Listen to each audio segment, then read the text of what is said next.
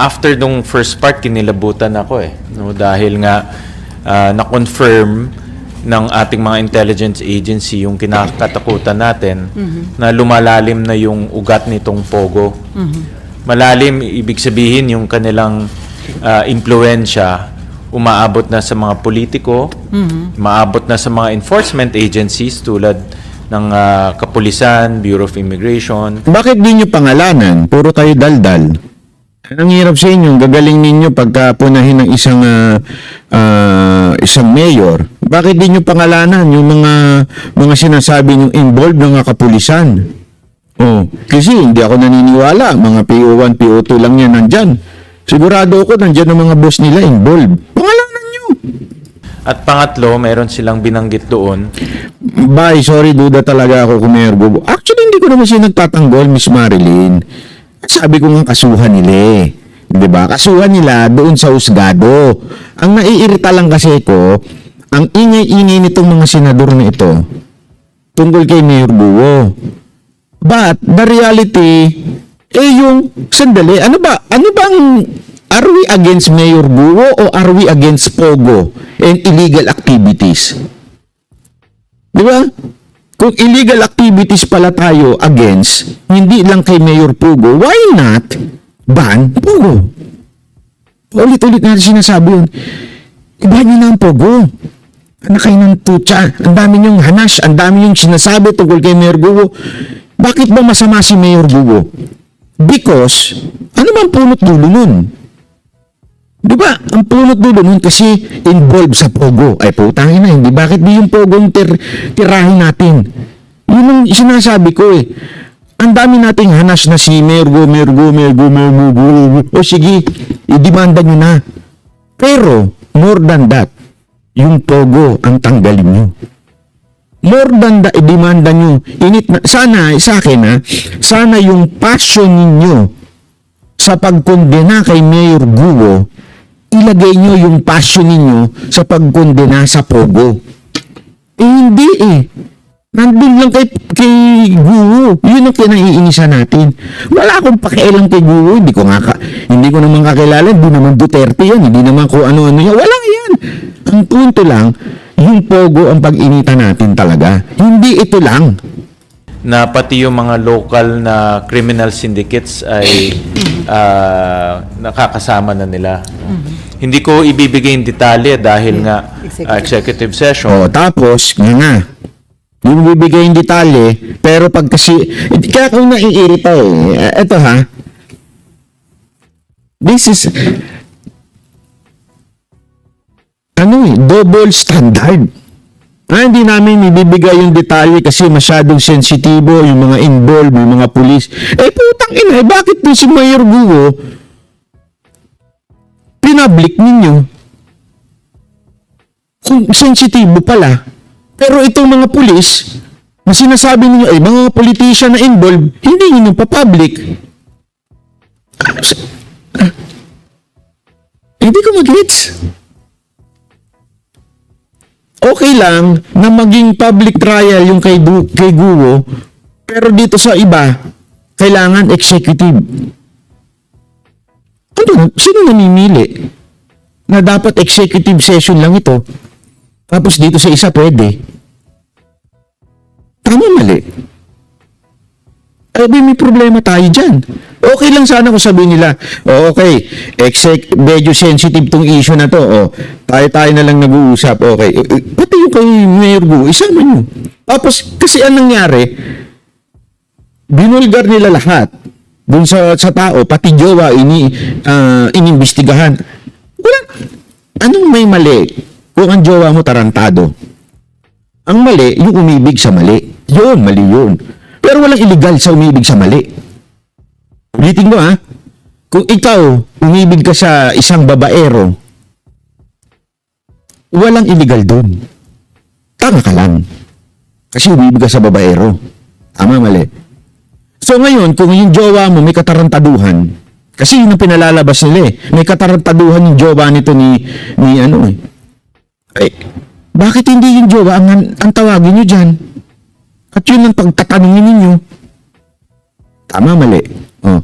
Anong problema sa sobrang yaman? Sinasabi ninyo yung source ng pera niya galing sa kasi double standard tayo eh. Galing sa Pogo. Sandali.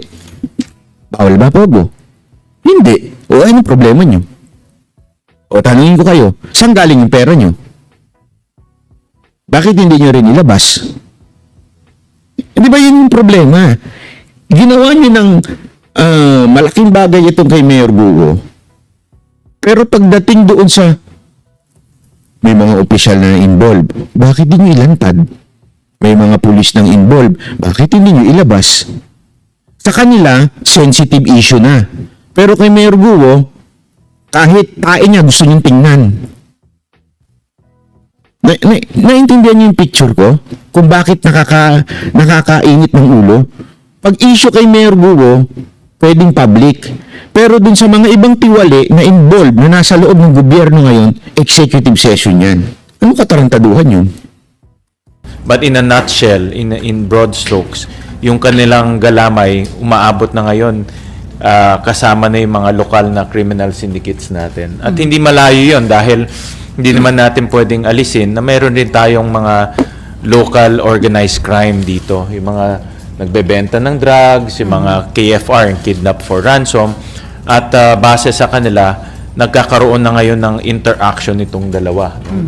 Nakakatakot to dahil pera ng mga foreign criminal syndicates pumupunta na dito. Alam mo, naalala ko tuloy kung ano. Ito, wala akong sinasabi na sila yun, ha? Wala akong sinasabi na si Gatchalian to o si Ontiveros. Pero alam mo, naalala ko dito, yung mga ACDC na vlogger, yung attack and collect, defend and collect. Nagsisimula sila sa attack eh. Attack muna sila ng attack para mangolekta. Yun ang ano eh. Yun ang napapansin ko dito. Yung mga iniipit ngayon, parang ina-attack and collect. Hindi ko sinasabi si Gatchalian yan at si Ontiveros, hindi yun ang sinasabi ko. Pondohan nila yung local criminal syndicates. Kaya nagsasanib puwersa na itong mga masasamang elemento. So sir, sinabi niyo nakakakilabot, lumalalim na yung inaabot nga nitong sa Pogo. So, conforme ka po ba doon sa suggestion na ideklara na national security threat itong Pogo? Actually, yun rin yung aking suggestion sa NSC, sa National Security Council, na iakyat na ito sa presidente, sa ating Pangulo, dahil ang chairman ng National Security Council ay ang ating Pangulo. At i-elevate na ito into a national security threat dahil nga lumalawak yung kanilang galamay. At Are you Chinese? Gatchalian. Who's your father? Who's your mother? Hindi, nagtatanong lang ako Kasi yung pagsasalita mo, parang may pagka-Chinese. Galamay. Hindi, eto anong sinasabi ko lang dito? Sinasabi ko lang, ganyan kayo manghusga eh. Diba? Magsalita ka nga ng Chinese, po cha-cha po, tan-tang so niya, cha-nga po. Tinan mo na, marunong ka mag-Chinese, spy ka. Tama, mali. Magano ka nga, magtagalog ka nga. Ay, naku, meron kang may punto ka. Chinese ka. Paano ito si Gatchalian? Galamay. Anong galamay? Pagkain ba yun? Di ba alam ko pagkain yung galamay? Kalamay pala yun. Iba pala yung... Tama, mali.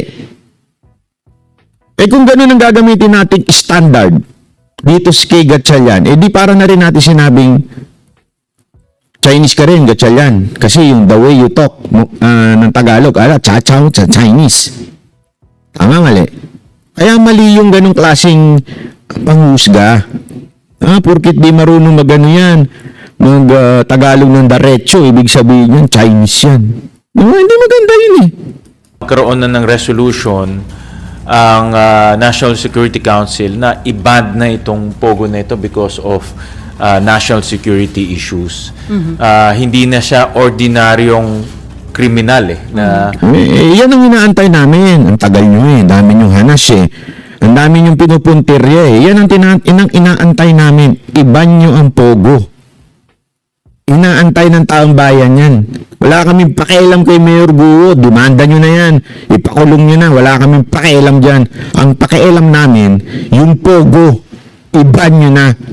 Gumawa na kayo ng batas na nag-total ban sa Pogo. Hindi yung, ang pakialam ko kay Guo kung makulong yan. Problema nyo na yan.